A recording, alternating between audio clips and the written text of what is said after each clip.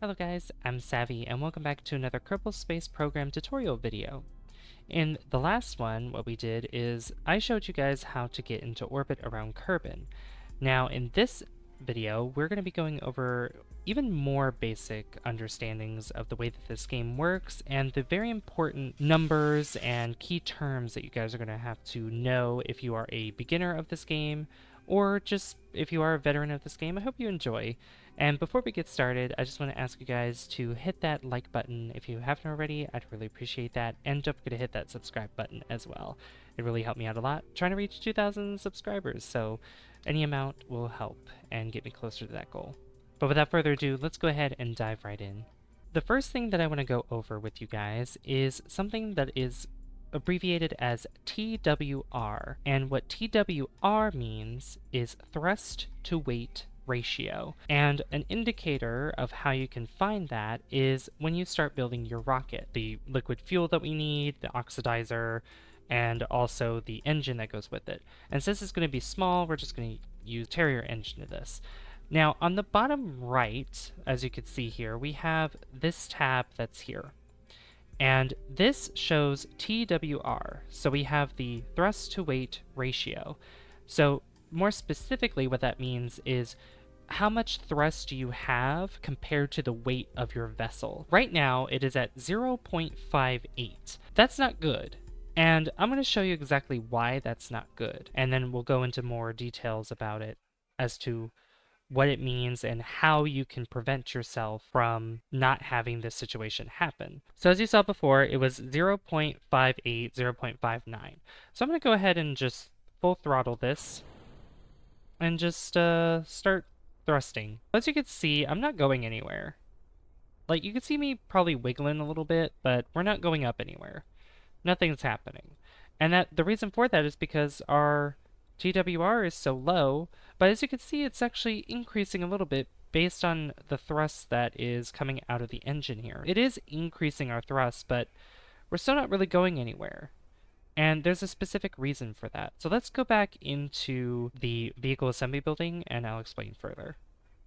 Alright, so we're back here, and the reason why it didn't take off is because the thrust wasn't strong enough for us to lift off this rocket. And obviously, as I demonstrated, you could see that. So what we need to do to combat this is we need to turn this 0.58 to somewhere above 1. The reason why we need it above 1.0 is because the 1 in that number represents balance, or like the middle number. So if it's 1, that means you have enough to lift off, but you're going to be really slow. If there's a way for me to get up to 1, we can demonstrate that. So I'm going to use a different engine this time. Let's use something called the Sphinx. Now this one is a little bit different, and this is a modded one, and I'll have all the mods that I have for the game in the description box down below. But let's say, for instance, we want to use this one. As you can see, we are well above our thrust to weight ratio with a 2.87 thrust to weight ratio.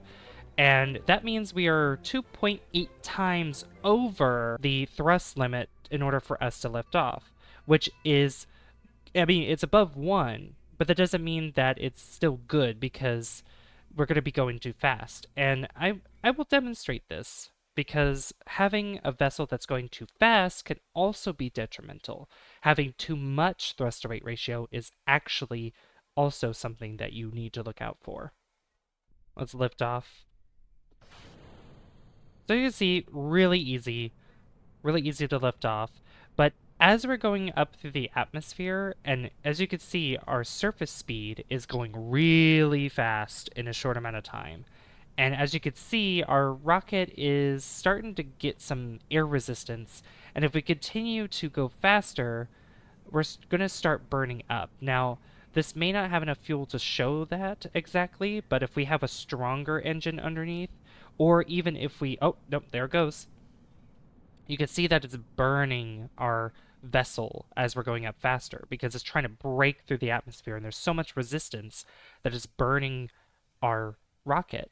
And we don't want to go that fast because we want to make sure that there's a smooth ascension to the atmosphere, because if we don't have that, then we're going to have a lot of resistance, and it's just going to take more delta V in order for us to get where we need to go.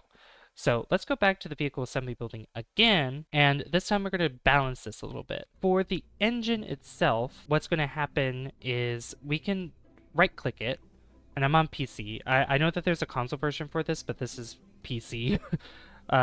So I don't know really the buttons for the controller, but for PC, you can right-click this. And as you can see here, we have the thrust limiter and gimbal limit. Don't worry about the gimbal limit because that's going to be very important. Always keep that at the top because the gimbal allows you to steer your rocket. And you always want to find an engine that has gimbal on it if you want more control over your rocket, especially if you start building bigger craft, and then you also need stabilizers, but that's probably for another video. This thrust limiter here, we're able to manually just drop it down, and let's bring it back up to 100. So we see at 2.87, but if I decide to bring it down, let's say 50, it decreased significantly. We're at 1.44. And if I keep going down, the TWR is going to continue to go down as well until we reach, if we go 0, then we're not going to go anywhere. But we could adjust it more and more in order for us to get above 1. So let's say we want to go at least 1. So 0.99, we probably want to go 36, 0.99. Let's just say that that's number 1. Let's say that's 1 in the TWR, because eventually we'll be able to lift off, but it's not going to be that good, because we're going to be going pretty slow. And if we have anything below 1.0, and as you saw with the Terrier engine, it eventually starts to go up. However, it's not really good for delta V. It's just not going to work, period. So I'm going to just launch this, and you can see that we're at 1. You can see that we're slowly going up, making our way up. And it's not that good. It's not good at all. Yeah, you can see how slow we're going. So you're probably thinking, well, Savvy, what's the right number? What's the right number for thrust to weight ratio? What's a good, comfortable number that you can use in order for you to get into space? Well, that's a good question, and that is a loaded question because there's a lot to explain with that. Let's go back to the vehicle assembly building one more time, and I'll demonstrate this for you. Let's just get a bigger liquid fuel tank here. Liquid fuel tank. We'll get this one, and we'll put this here. Since I was talking about it being too fast, it being too slow, and we need to find that sweet spot. Now, the question is, what's the sweet spot for thrust to weight ratio? There really isn't a sweet spot, but there is more of a range. And the range that I usually go for, or that I want to look for, is between 1.2 or 1.3. You mainly want to aim around 1.25 or 1.3. But let's say if I go higher than that, that's totally fine, because you can limit the amount of thrust that's coming out as you're lifting off, because you don't have to do it manually. You could even do it as you're flying the vessel, which I could also show that as well through the controls. Let's say I want to bring this down to 67.5, and we have 1.36. So let's go ahead and demonstrate this as well. Just think of Goldilocks and the Three Bears, not too hot, not too cold, just right. And we need something like this that's just right. And I apologize for having to go through daytime every time. But let's just go ahead and lift this up. So what I'm doing here, actually, is if I hit Z, that brings the throttle up all the way. But if I hit X on my keyboard, it brings it all the way down where there's not going to be any thrust anymore. There's also Control, which will gradually bring it down.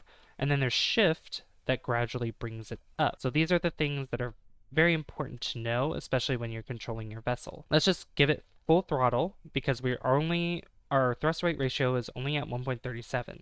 So let's go ahead and just lift off. Look at that. Not too strong of a start, not too slow, not too fast, just right. But maybe I'm going a little too fast for my liking. So I'm going to use Control to kind of bring this down a little bit. You can see how the number starts to slow down as well as we go up higher. And that's fine. Even if you have over 2.8 1.0 thrust to weight ratio. As long as you're able to control your speed or your thrust on your engine by using control or shift, you should be fine either way. But you don't want to go down too far because you're going to go a little bit too slow, but you don't want to go up all the way because obviously you're going to go too fast.